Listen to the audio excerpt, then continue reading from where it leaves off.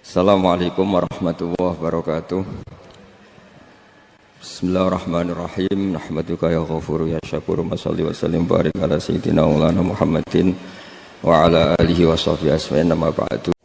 Kemudian yang terakhir saya beri ijazah tentang Al-Fatihah ya, karena ini surat yang populer.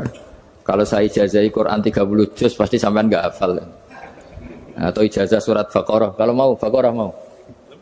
Ijazah surat Baqarah mau 2 juz setengah. Mau Mas Asep? Ya Fatihah aja yang gampang ya. Nah, ya kulhu Fatihah ini paket ringan ini. Tapi pahalanya apa? Besar. Ini beda ya, artinya selama ini mungkin Anda baca tapi monoton ya. Tapi ini saya bacakan teks aslinya tentang istilahnya itu mazaya itu kelebihannya Fatihah. Saya baca Arabnya dulu, nanti ini terakhir ya, ijazah tadi kan saran-saran umum tentang sosial. Ya, pokoknya jadikan kebaikan itu punya nilai sosial yang baik lah. Jadi nanti orang yang nggak amanah nggak laku. Ya, calon bupati, gubernur, presiden yang nggak amanah juga nggak laku. Begitu juga kiai yang tidak amanah juga nggak laku, suami yang nggak amanah juga nggak laku, istri yang nggak amanah juga. Sehingga kebaikan itu jadi nilai sosial yang dalam tanda kutip sudah keniscayaan. Yang diinginkan Allah itu seperti itu, bukan kebaikan yang dipaksakan karena kekuatan negara. Maksudnya kalau bisa kebaikan itu tidak usah dipaksakan. Memang sudah satu kebutuhan. Kayak cerita-cerita di negara maju itu, bahkan apapun jatuh itu nggak ada yang ngambil apa itu. Makanya gambarannya Mekah Madinah kan gitu kan, barang jatuh nggak ada yang berani apa ngambil itu, saking sudah jadi sistem. Nah, sehingga banyak negara di Eropa itu yang sampai nggak punya tentara, nggak punya polisi karena kebaikan itu sudah. Nah kita kan masih capek, polisinya aja capek, apalagi masyarakatnya, karena kebaikan itu belum jadi nilai bersama. Nah, kita selain ditopang negara, ada polisi, ada tentara, itu kita usahakan kebaikan itu jadi nilai bersama. Tadi wa'tamiru bainakum bima'ruf. Dan kita punya reputasi yang bagus dalam bab ini. Saya masih ingat kecil saya itu yang jilbaban hanya keluarga kiai. Sekarang rata-rata masyarakat itu jilbaban. Dulu yang sekolah SMP, SMA itu jilbaban kadang dulu malah dilarang ya, harus sama seperti itu seragamnya. Sekarang sudah boleh. Dan nyaman, lama-lama yang dapat simpatik ya yang pakai pakaian model tertutup seperti itu. Lama-lama gamane cara wong golek mantu ya golek yang seperti itu daripada yang blodor. Lama-lama jadi nilai bersama. Ya ingin saya seperti itulah, di terminal juga sama. Orang mau makan cari warung yang kelihatan ada ayat kursinya, pakai jilbab, atau paling enggak dia enggak mungkin lah nyuguhkan yang tiren atau yang haram. Akan ada garansi sosial, ada apa? Ada garansi apa? Sosial dengan penampilan yang soleh itu kan, masa iya nyuguhkan oplosan babi gitu misalnya itu. Jadi nilai sosial itu harus harus benar-benar jadi nilai. Sehingga negara biar enggak capek-capek itu. Polisi juga gak capek kan, karena tugasnya seorang Jawa mau ngawat-ngawati tok, tapi sudah tidak perlu tegang karena kebaikan sudah jadi nilai bersama. Ya, ingat-ingat ya ayatnya tadi, wa'tamiru bainakum bima'ruf. Jadi kebaikan itu harus jadi nilai bersama. Iktimar itu menjadi urusan bersama. Makanya kalau kita rapat besar disebut apa? Muktamar. Muktamar itu urusan bersama. Ya tadi, imamnya sholat juga menopang Gojek karena enggak lama-lama nopang Grab, nopang Kernet, nopang penjaga Indomaret, penjaga bensin, pom bensin. Lah dia hanya punya waktu 5 menit terus imamnya baca Baqarah kan. Iya imamnya mursyid, mungkin dia tambah lama tambah dapat aplaus dari muhibbinnya, tapi makmumnya dia tambah lama tambah dapat penghormatan dari pecintanya, tapi kitanya wah khusyuk wali kan, dia dapat status naik lah, kita yang sudah tidak ikut jadi wali diganggu apa pekerjaannya. Kalau ada imam seperti itu sampai mufarokoh saja, niat ya Allah sampai sini saja saya makmum orang itu, silakan orang itu punya urusan sendiri dengan jenengan, ya sudah atau salib saja apa. Nah, itu boleh kalau dalam fikih namanya apa? Mufarokoh. Mufarokoh itu niat. Tapi kamu jangan langsung selonong mufarokoh, niat dulu. Pamit sama Allah bahwa sekarang mau mufaraqah. Ya, tapi ya jadi sholat yang aneh kan, imamnya masih rukuk, kamu terus sujud, terus apa-apa selesai ya. Mungkin dalam pandangan itu orang lain ini maksudnya makmum gimana ini kok begini. Tapi sudahlah Allah Maha tahu. Insya Allah dimaklumi. Ya saya baca tentang Fatihah ya, karena sampean pasti sering baca Fatihah.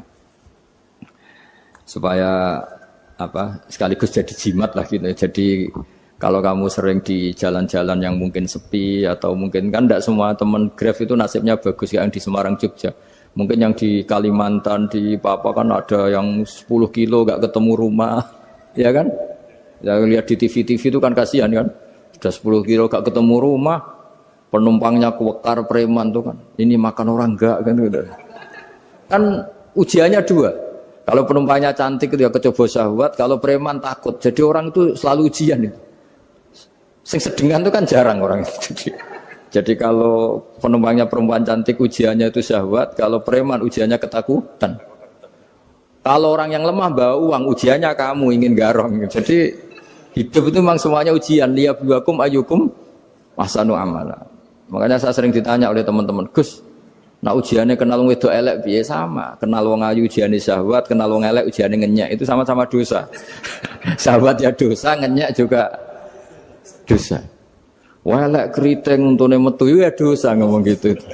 Kadang-kadang orang berpikir enak kancanan wong elek gak dosa. Kata siapa kancanan wong elek itu ya dosa karena bawaannya ngenyek. Ngenyek itu menyepelekan itu. Makanya saya itu ya nggak mau berteman sampean. Nanti kan bawaannya ngenyek atau seneng ya enggak tahu saya. Ya sudah ada takdir saja kalau ketemu ya tak ulang ngaji gitu. Tapi ini ngaji terakhir, setelah ini ngaji biasa aja enggak usah resmi gini. Ngaji kok resmi aneh. Pokoknya nanti suatu saat kalau pandemi sudah berlalu saya akan ngaji Rebona, lalu ini ngaji. Ini ngaji yang kurang bagus karena ngatur kiai kurang berkah ini. Nanti tapi ya lumayan lah masih mau ngaji. Ngaji kok tanggal ini jam ini. Sekarang suatu saat kamu tak panggil, Mas Wahyu datang ke sini jam ini tidak mesti bisa. Mungkin pas ada acara apa, oh, maaf ke sini pas ngecek pas apa gitu. Jadi ya sudah tapi tak maafkan enggak apa-apa. Takdir ya. Tak bacakan supaya sampean tahu keramatnya bismillah. Nah, sebelum saya bacakan bismillah Fatihah, tak beritahu tentang ilmu tafsirnya karena ini penting sekali. Fatihah itu dawuhnya Allah, tentu itu dawuhnya Allah. Saya ulang lagi, itu kalam Allah. Tapi yang sudah diberikan kesampaian ke kita semua. Sehingga seakan-akan itu menjadi dawuhnya kita ke Allah. Jangan salah loh ya. Fatihah itu dawuh Allah tapi sudah diberikan ke kita. Sehingga posisi kita itu yang punya itu. Nah, kenapa ini perlu dijelaskan? Karena nanti ada kalimat iyyaka na'budu wa iyyaka nasta'in. Kalau itu masih kalam Allah, berarti Allah ngomong ke kamu, ngendikan ke kamu, kepadamu aku menyembah. Masa Allah menyembah kamu? Nah, sehingga ilmu tafsir itu menyelesaikan itu dulu ya. Saya ulang lagi ya, sebelum sampean sering baca Fatihah, aku yakin ya sering baca. Tapi barokahnya ndak paham itu ndak pernah janggal. Enggak paham itu ya penting supaya ndak iskal, ndak janggal. Sebetulnya di kalimat itu ada yang janggal. Kalau Fatihah itu kalimatnya Allah atau kalam Allah, bagaimana dengan kata-kata iyyaka na'budu? Masa Allah ngendikan ke kita, kepadamu kami menyembah. Masa Allah menyembah kita? Maka penyelesaiannya secara ilmu tafsir gimana? Semua ulama mengatakan, bukan satu dua, semuanya mengatakan di Fatihah itu semuanya diberi kawalan kalimat. Saya ulang lagi ya, di Fatihah itu semuanya diberi awalan kalimat qulu, katakan wahai hambaku begini. Ya, katakan wahai hambaku begini. Nah, begini ini pelajaran dari Allah yang sudah diberikan ke kita. Terus kita mengatakan bismillahirrahmanirrahim, alhamdulillahirabbil, termasuk kita mengatakan iyyaka na'budu wa iyyaka nasta'in. Jangan bayangkan Allah ngendikan ke kita. Kalau Allah ngendikan kita berarti gini, hei Wahyu, ihdinas siratal mustaqim, tunjukkan saya jalan yang benar. Nah, nanti kamu terus, ya Allah, Anda aja minta tolong saya minta tolong siapa kan? Jadi panjang kan? Ya, saya ulang lagi ya. Jadi itu di Ulumul Quran diterangkan gimana? Sebelum baca Fatihah, ya. Fatihah itu kalamullah, ngendikane Allah, tapi yang sudah diajarkan ke kita dan sudah milik kita. Sehingga kalimat itu menjadi milik kita. Tapi ya kalamullah, tetap kalamullah, tapi sudah menjadi milik kita. Udah paham ya? Ya pinter nah. Ya, karena kalau tanpa penjelasan seperti ini, Anda akan iskal. Bagaimana Allah, iskal itu janggal, bagaimana Allah mengatakan iya anak budu. Yang jadi aneh kan? Ya, jadi tak jelaskan secara ilmiah ya, jadi kata ulama-ulama tafsir, ayat-ayat Quran seperti ini sebetulnya dimulai dari kulu, apa? Meskipun enggak dilafatkan. Itu kan sama dengan qul huwallahu ahad Muhammad. Katakan kalau Tuhan itu satu. Ya namanya Quran itu kan kalam Allah membina nabinya, membina umatnya. Makanya dikatakan atau enggak, di sini tersembunyi kata qulu, katakan. Ya. Jadi ya ibarat apa itu? Kamu ngajari anak kamu lah. Le, panggil jenengan bapak kula.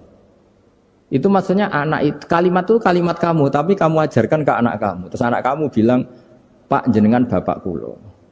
Nah ketika kamu mengatakan jenengan, bukan kamu mengatakan jenengan anakku, berarti anakmu itu bapakmu, kan lucu kan. Anak kamu ajari jenengan bapak kulo. Kamu, engkau, bapak saya. Terus anak kamu mengulang, jenengan atau kamu bapak saya. Berarti itu kalimat yang kamu ajarkan, tapi sekarang sudah milik anak kamu. Kalau itu kalimat kamu kan lucu, masa anak kamu bilang bapak. Nah itu seperti itu. Jadi ulama memberi solusi atau jawaban iya karena abudu. Iya itu sebelumnya ada kata-kata kulu, katakan wahai hambaku, hubungan kamu dengan saya adalah katakan iya karena abudu wa iya karena nasta'in. Terus hubungan kamu dengan saya katakan juga dalam doamu ihdinas siratal mustaqim. Jelas ya, jadi itu kalam Allah yang sudah milik kita karena diajarkan Allah untuk kita. Dong ya? Ya dong, yes. Gak jelas ya. Tapi bagus, gak jelas itu bagus. Kalau kamu jelas gak jadi digrab, jadi gubernur.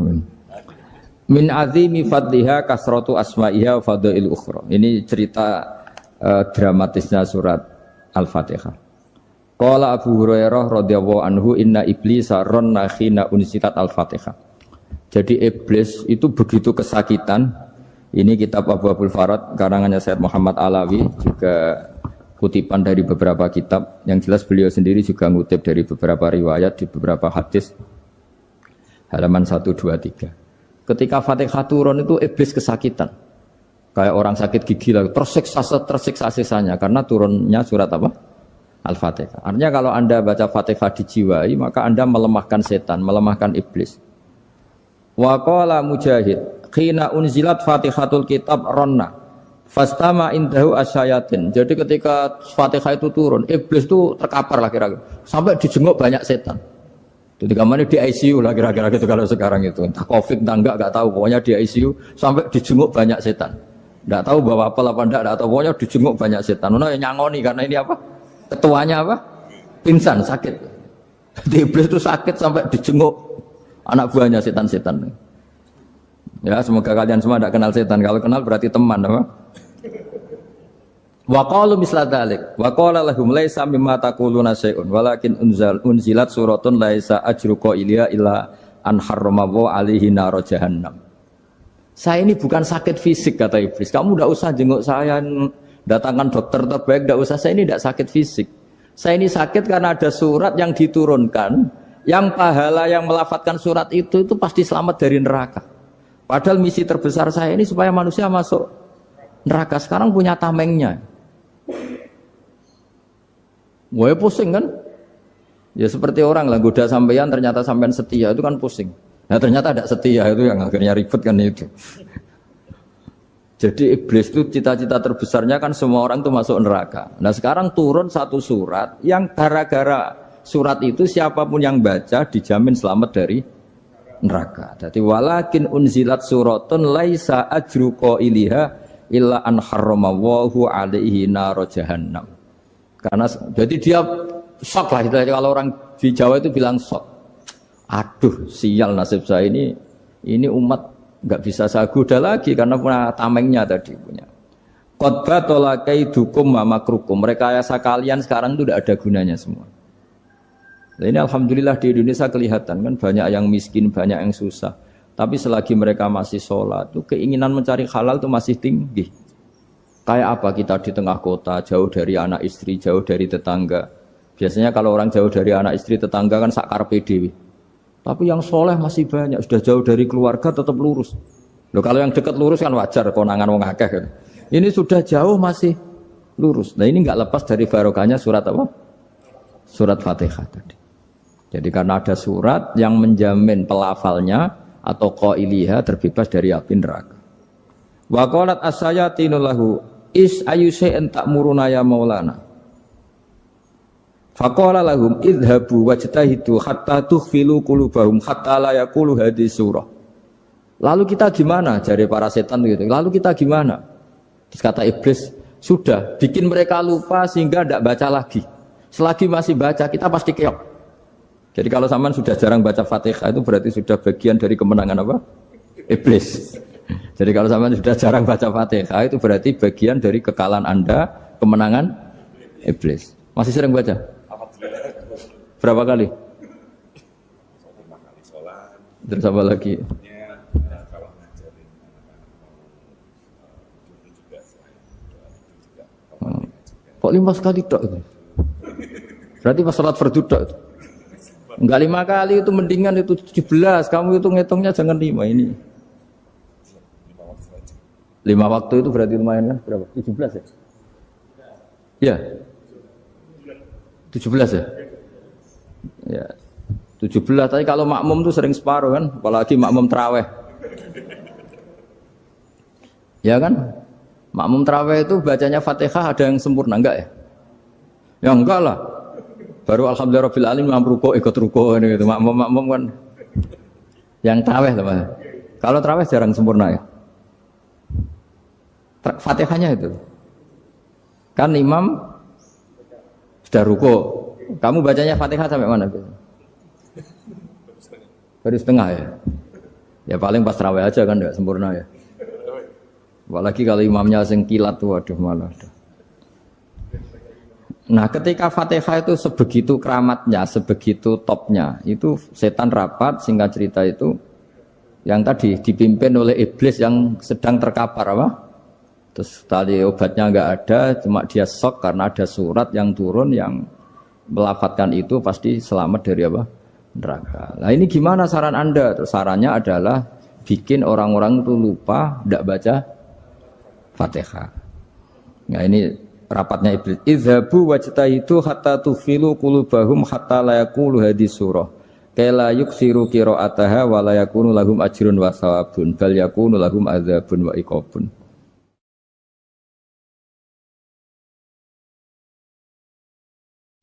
Jadi saya mohon selama ini Anda sudah baca, tapi mungkin hanya rutin saja. Napa rutin saja? Jadi barokahnya ngaji ini kamu punya kekuatan atau punya semangat membaca karena ini surat yang luar biasa. Ibarat gini, kalau sampean tanya, saya juga sering mikir, masa Gus hanya surat kok punya kekuatan seperti itu? Di dunia ini kata Allah, mulai Nabi Adam sampai kiamat, nggak ada yang bisa menandingi kekuatan kalimah. Kalimah itu kata-kata, nggak ada yang bisa menandingi kata-kata. Misalnya Anda nge-grab, berangkat istri cuek, berangkat cuek. Itu beda dengan ketika meskipun satu kalimat, wis Pak, muga-muga dilindungi pangeran, mugi-mugi jenengan selamat. Itu menjadi teduh dan semangatnya luar biasa karena kayak mendapat support. Jadi kira-kira kalimat itu hubungannya kita dengan Allah, Fatihah itu seperti itu. Kamu melafadzkan satu kata-kata yang dibenarkan langit bumi, dibenarkan aras, dibenarkan malaikat, dibenarkan semua penghuni di dunia ini. Sehingga itu efeknya luar biasa. Itu seperti gini ya, kamu cerai sama istri, terus nikah lagi katut babon. 10 tahun anak kamu dididik, ibunya benci kamu. Dan memang Anda layak dibenci. Dididik. Dan sampai nggak pernah manggil kamu Pak. Suatu saat, kamu tentu rindu kan, ingin dipanggil bapak oleh anak kamu. Suatu saat anak ini manggil kamu Pak E.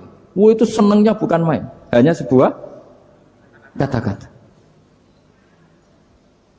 Makanya kadang-kadang orang itu tanya sama kiai, ijazah lafadz ini gunanya apa sih?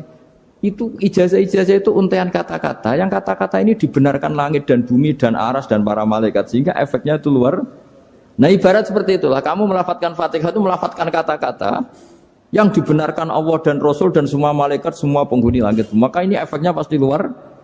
Nah di sini lah orang-orang dulu itu tahu keramatnya itu sehingga ketika melawan Belanda, melawan Jepang dulu itu kalimat-kalimat itu menjadi mantra yang luar biasa. Doa lah, doa yang luar biasa. Tapi di era modern karena orang sudah tidak ngerti itu, dianggap itu mantra, jimat, khurafat, bid'ah, waduh ribet menemal. Sebetulnya tidak seperti itu. Memang kata-kata ini kekuatannya luar biasa. Sama kesakitan hati kamu juga karena itu. Ngojek wangilan. Lha Pak di bojo kok kowe gagahe tok kere. Wah, iku seling terus mesti.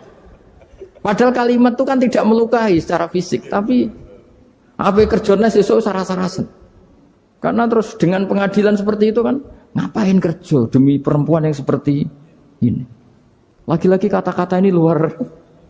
Nah bayangkan kalau kata-kata itu adalah kalimat yang diajarkan Allah lewat Rasulnya, lewat malaikat Jibril. Kayak apa kekuatannya? Nah, kira-kira Fatihah itu gitu. Kalimat yang baik, kalimatan thayyibah diajarkan oleh Allah dan Rasul, kayak apa kira-kira kekuatannya? Pasti luar biasa. Wong support yang dikatakan istri kita, anak kita aja luar biasa, apalagi ini support yang diajarkan Allah dan Rasul. Ya makanya saya mohon kalau baca Fatihah, baca kalimat-kalimat thayyibah ketika sholat itu dijiwai. Ya misalnya Rabbana lakal hamdu mil'us samawati wa mil'ul ardi wa mil'u ma syi'ta min syai'im. Engkau zat yang layak dipuji dan pujian ini memenuhi langit dan bumi. Karena kita tahu nggak ada sejengkal di alam raya ini kecuali di situ ada rahmat Allah. Misalnya kamu bisa lewat sampai rumah saya, kamu mungkin anggap biasa saja. Coba kalau ngalami likuifaksi, tahu-tahu bumi ini ambles, bisa ngelewati yang likuifaksi itu luar. Tanyakan orang pernah ngalami likuifaksi di Sulawesi, itu melihat bumi bisa diinjak nggak ambles itu, wah luar. Zaman nggak ngalami itu sehingga lewat bumi ya biasa aja. Coba kalau ngalami seperti tidur, ya biasa aja. Coba kalau ada gempa, bahwa bumi tenang ini sudah nikmat yang luar biasa. Masa kamu ngakui nikmat nunggu digituin? Ya kan? Nah, makanya baca Fatihah dijiwai lah, bahwa ini kalimat yang luar biasa. Nah, saya teruskan ya. Warwa Muslimun fi sahihihi an Ibnu Abbas radhiyallahu anhuma annahu qala bainama Jibril alaihi salam qaidun dan Nabi itsami anaqidan min fawqih farafa'a ra'sahu faqala hadza babun minas sama futihal yawma lam yuftah qaddu ilal yaum fanazala minhu malakun faqala hadza malakun nazza ilal ardi wa lam yanzil qaddu ilal yauma fasallim waqal absyir binuraini qad uti tahuma lam yu'tahuma nabiyyun qablak Fatihatul kitab wa khawatimu suratil Baqarah. Jadi suatu saat Jibril ini jagongan kira-kira gitu sama Rasulullah. Tahu-tahu langit itu gemuruh.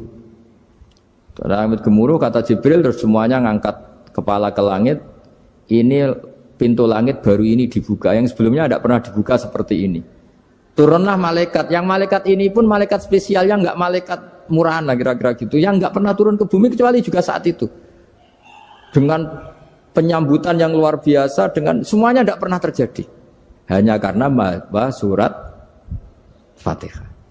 Jadi ini surat yang luar biasa, pengawalannya lewat malaikat yang spesial enggak pernah turun di bumi kecuali saat itu. Penyambutannya juga enggak pernah seperti itu, baru seperti itu. Jadi semuanya itu spesial. Nah, kenapa ini spesial? Karena di situ ada isi puja-puji kepada Allah Subhanahu wa taala. Ada ikrar kita, alhamdulillahirabbil alamin, arrahmanir rahim. Ikrar ini penting. Kalau contoh paling gampang gitulah. Kamu punya istri selama ini cerewet terus. Suatu saat ngomong, "Pak, tak angen-angen ra ono wong lanang koyo sampeyan." Wah, itu langsung tidak ada lelaki sebaik engkau. Itu sama senengnya, masya Allah. Karena ada ikrar dari seorang istri ke kamu. Nah bayangkan kalau ikrar kita sebagai hamba diakui oleh Allah Subhanahu, maka ikrar ini akan dicatat sebagai kebaikan kita yang kita panen nanti di akhirat. Karena ada ikrar. Kita ikrar bahwa alhamdulillah rabbil alamin. Kita ikrar ar-rahmanir rahim. Kita ikrar maliki yaumid muwahhidin. Kita ikrar iyyaka na'budu wa iyyaka nasta'in. Sampean misalnya jadi orang Indonesia, ketemu orang Indonesia yang makmur di Jerman. Terus lupa Indonesia. Kamu orang Indonesia, enggak, saya enggak orang Indonesia. Mangkel gak kira-kira? Mangkel. Karena salah ikrar kan gitu. Ya, jadi saya mohon jangan anggap kalimat itu hal yang biasa, tapi luar biasa. Nggih, ngoten mawon. Assalamualaikum warahmatullahi wabarakatuh.